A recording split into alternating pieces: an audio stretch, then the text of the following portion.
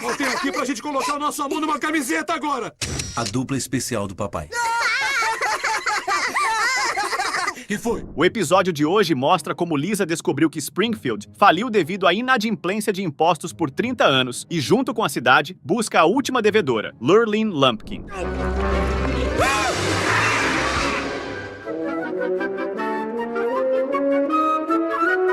O início do episódio mostra o vovô Simpson dirigindo o carro, enquanto Homer está sentado no banco do passageiro, questionando se seu pai estava bem para dirigir à noite. Homer pede para que o vovô pare o carro, mas ele responde pedindo para ele se acalmar e relaxar, como se estivesse em uma orquestra, cercado por músicos brancos. O vovô coloca um CD para tocar uma música e diz a Homer para apreciá-la, lembrando de uma época em que as meninas eram meninas. No entanto, em menos de 5 segundos de música, ele se cansa e decide mudar para outra. Logo, ele começa a passar por várias músicas, reclamando de não gostar de nenhuma delas. Isso acaba fazendo com que ele se distraia da estrada e se desvie para o meio de uma via de mão dupla. Um carro surge em sua direção e Homer é o primeiro a perceber. O vovô também reage a tempo, mas ambos os carros acabam se batendo.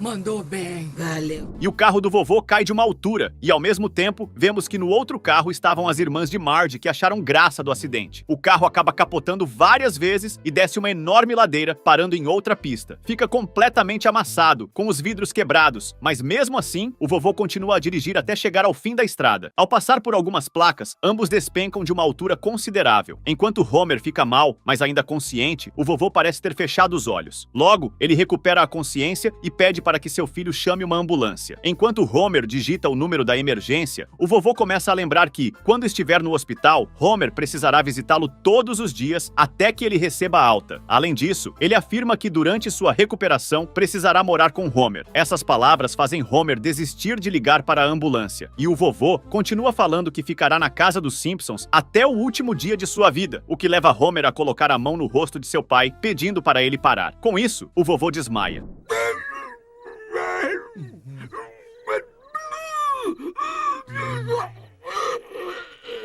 Mas na realidade, Homer está dormindo em seu carro enquanto dirige, e é Lisa quem acaba acordando-o. Homer, então, reclama por ter sido interrompido de um sonho maravilhoso e questiona por que sempre acorda antes da melhor parte. Lisa, por sua vez, apenas pede para que ele a deixe em frente à prefeitura. E assim que Homer faz isso, Lisa desce do carro e Homer volta a dirigir. No entanto, ele acaba adormecendo novamente no volante. Lisa toca a companhia da prefeitura e assim que o prefeito a atende, ela avisa que foi lá para entregar os biscoitos que as bandeirantes estavam vendendo. Ao cobrar $30, o prefeito acha o valor caro, mas Lisa começa a explicar que o dinheiro ajudaria a servir a comunidade, plantando árvores, recolhendo lixo e até cortando biscoitos para os animais. Após uma conversa, o prefeito leva Lisa até o cofre, onde deveria estar o tesouro da cidade de Springfield. Ao abrir o cofre, o prefeito S surpreende com a situação, mas quando os dois se preparam para entrar, percebem que o local está completamente vazio, exceto por um rato.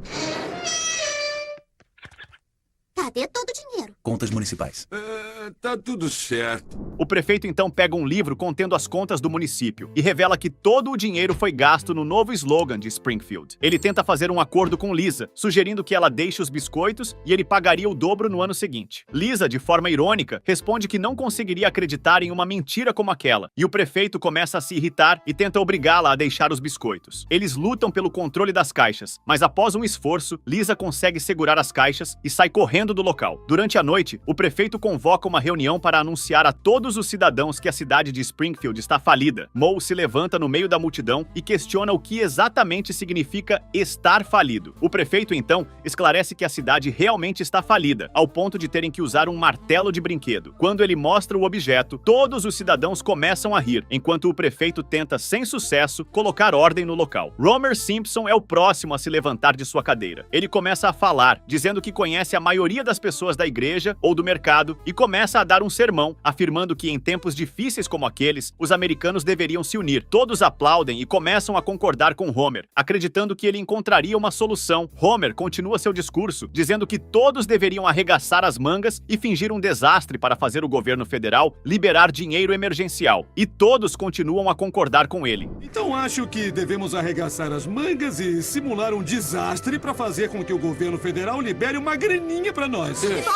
O prefeito, entretanto, fica pensativo sobre a possibilidade de conseguir dinheiro do governo federal. Ele fala baixinho, dizendo que, apesar de ter suas reservas para o jantar em 5 minutos, questiona quem seria a favor da ideia de Homer. Todos levantam as mãos, concordando, e o prefeito então bate seu martelo, declarando a ideia como a decisão final. Uma semana depois, a cidade está completamente destruída, e todos se reúnem em frente à prefeitura. Um homem se aproxima do prefeito e faz uma pergunta sobre quando, exatamente, o furacão passou pela cidade. O prefeito gagueja um pouco, nervoso, mas responde que o furacão havia passado há apenas 5 minutos. O homem então avisa a todos os moradores que a agência iria ajudá-los a reconstruir a cidade, o que faz todos comemorarem. Mas explica que os primeiros 10 milhões de dólares chegariam assim que o formulário fosse enviado, mas alerta que seria necessário pagar uma taxa de 2.500 dólares para processar o pedido. Em uma nova reunião, todos estão reunidos quando o prefeito revela que um oficial falso da FEMA havia roubado 2.500 dólares da cidade e que agora a cidade estava em uma situação ainda pior do que falida. Todos começam a comentar entre si, até que Lisa se levanta, pedindo para que ninguém entre em pânico. Ela explica que analisou os registros financeiros da cidade e descobriu que há milhões de dólares em impostos não pagos. O prefeito, ao pegar as folhas, anuncia que começará a recolher todos os impostos não pagos, começando pelo cara dos quadrinhos até o Milhouse, ignorando o seu próprio nome na lista. E deixa claro que ninguém seria poupado. Todos desde o cara dos quadrinhos até o Milhouse. Ninguém será poupado. Mais tarde, no jornal, é anunciado que vários caloteiros, incluindo um respeitável repórter, já começaram a pagar seus impostos atrasados, com exceção de uma celebridade da música, Lurleen Lumpkin, que havia sido vista no auge de sua fama. Um vídeo da cantora, com uma de suas músicas famosas, é exibido. Enquanto o vídeo passa na televisão, a família Simpson assiste, e Lisa lembra que aquela era a cantora que seu pai havia gerenciado. Bart então concorda, lembrando que Homer era o Coronel Homer, usando aquele terno incrível, e que Lurleen tinha muita vontade de dormir com ele. No entanto, Bart não se lembra do que Marge achava de tudo isso na época. Logo, vemos Marge, que está rangendo os dentes de raiva. Homer, tentando acalmar a situação, pega a mão de Marge e avisa as crianças que o casamento deles é como um carro que, embora tenha suas avarias, continua no caminho. Ele compara o casamento a um país que não consegue fazer um carro que dure mais de 5 anos. E sobre Lurleen, ele explica que só a havia visto na vitrine e nunca entrou dentro da loja. Homer pede então para que todos voltem a se concentrar no noticiário. De volta à notícia, o repórter informa que a senhorita Lumpkin devia 50 mil dólares em impostos atrasados, mas com as multas e taxas para celebridades, esse total chegava a 12 milhões de dólares. No entanto, o repórter acrescenta que a cantora estava desaparecida desde que sua carreira começou a degringolar. Ele avisa que, apesar do valor, todos na cidade estavam atrás dela, não pelo dinheiro, mas pelo prazer de destruir alguém que um dia foi admirado por eles. Em seguida, todos os cidadãos de Springfield começam a vasculhar cada canto em busca da cantora famosa. Guardem um pouco pra mim.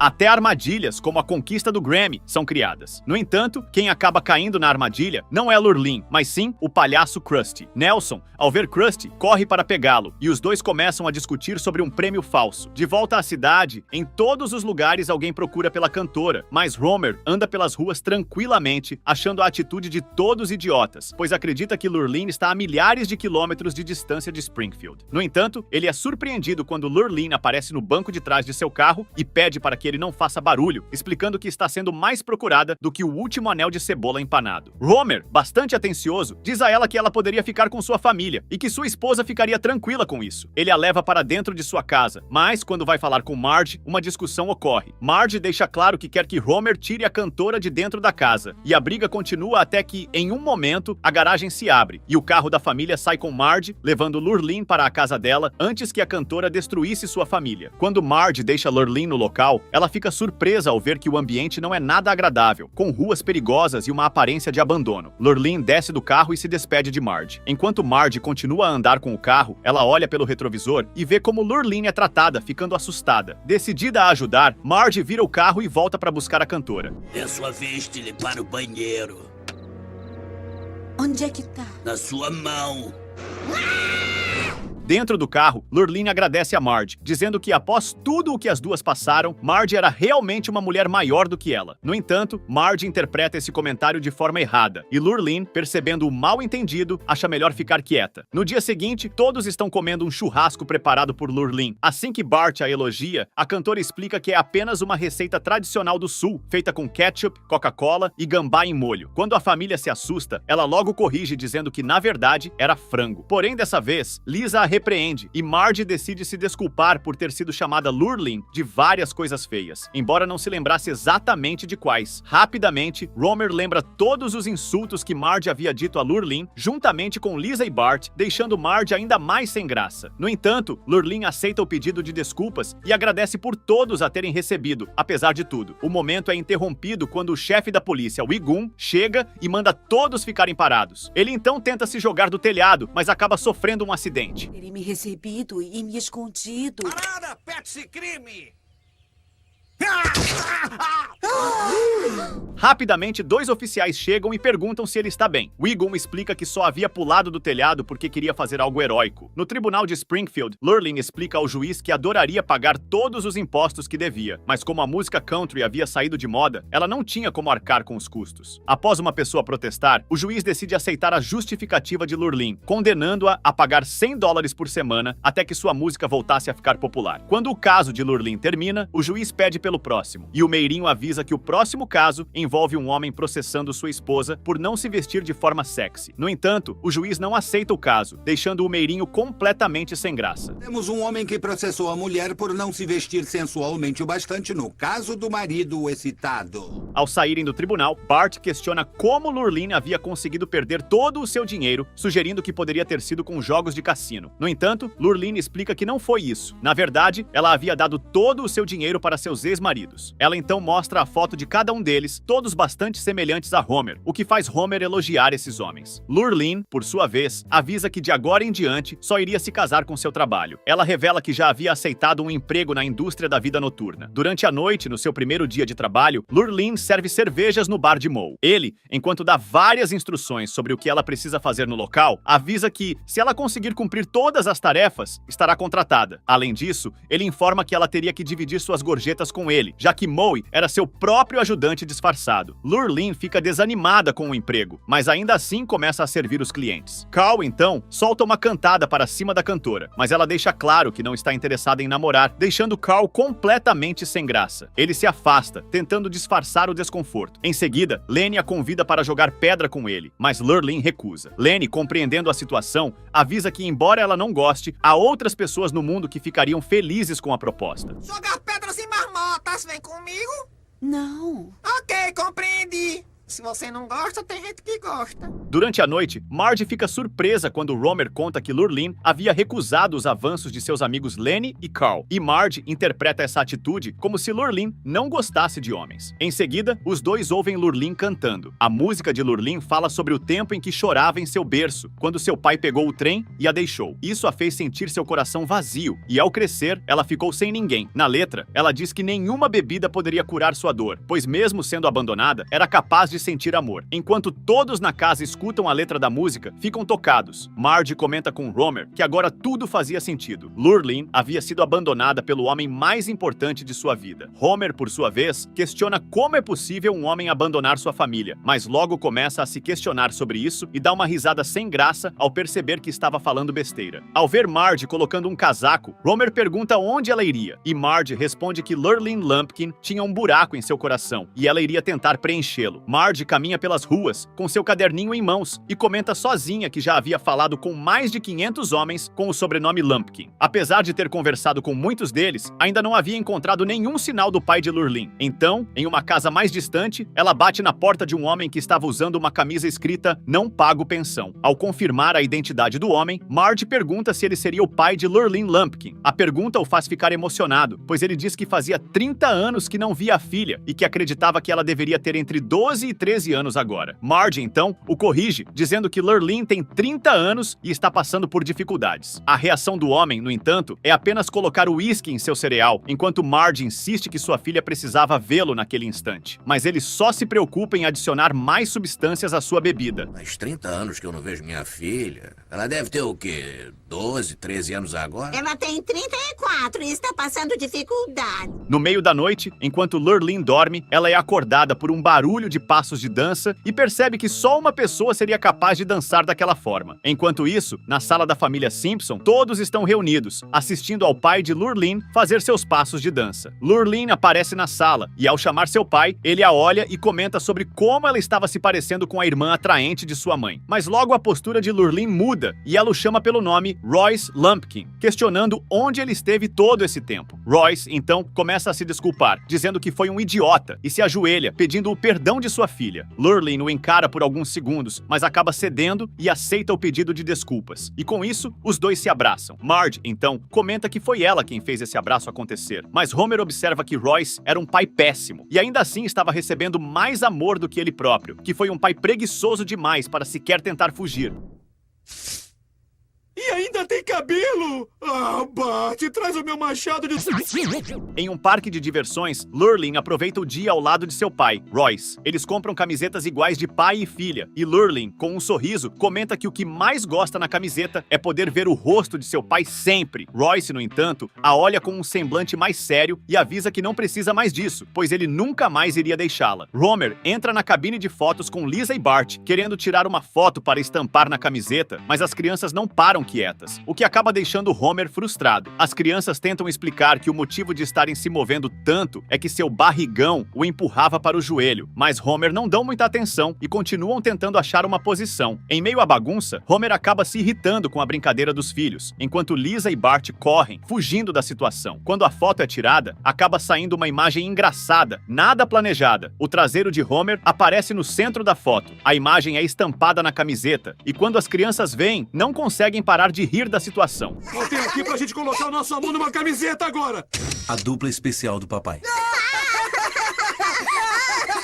Que foi? Durante o jantar, Homer comenta sobre a surpresa de Lurleen ter encontrado seu pai após 30 anos e como, de repente, ele se tornou o pai do ano. Homer questiona em voz alta por que não poderia desaparecer por 30 anos também. E Bart, sem perder tempo, responde que para ele tudo bem, pois até já fez a mala do pai. Homer, tentando manter a seriedade, pergunta se está frio lá fora. E Bart, em tom de brincadeira, já tem a solução com um chapéu na mão. Homer, achando que o filho está tentando usar psicologia reversa, pondera por um momento e decide que vai cortar o bife com a colher e caminhar no teto. Nesse momento, Lurleen chega com seu pai na casa dos Simpsons e, emocionada, diz que ele a fez a garota mais feliz. Por isso, ela compôs uma música para ele. Com o violão nas mãos, Lurleen começa a tocar e cantar a canção. A letra da música conta que o pai dela havia feito chorar por 30 anos e agora voltou para reparar os danos e que há muito tempo não se sente assim feliz com ele perto dela e avisa saber que existe milhões de motivos para ele ter sumido sem explicação, mas que seu pai havia voltado e agora ela se sentia como filha novamente. Então todos se unem para dançar a música juntos, enquanto ela canta alegre que seu pai havia voltado e ela agora poderia ser uma filha novamente. Bart ainda faz uma pichação sobre música country ser horrível, e todos acabam tendo uma participação especial na música e cantam o refrão juntos, encerrando com a chegada do vovô Simpson, juntamente com uma lontra. E aqui vai o vovô com uma lontra! Pai, a música já acabou. Hoje eu peguei 3 ônibus pra chegar aqui.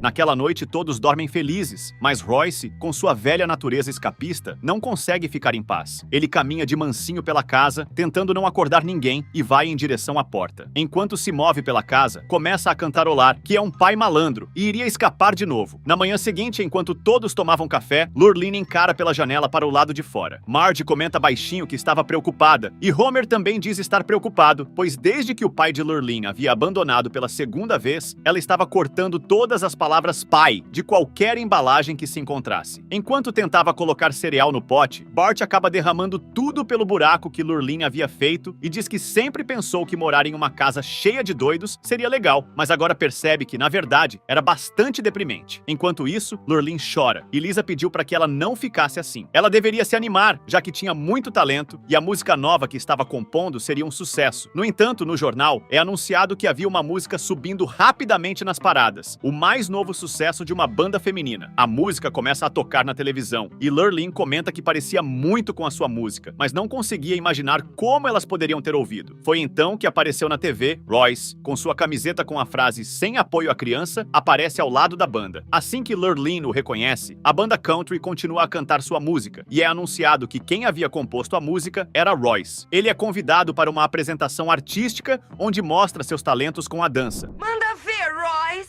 Ele compôs essa música!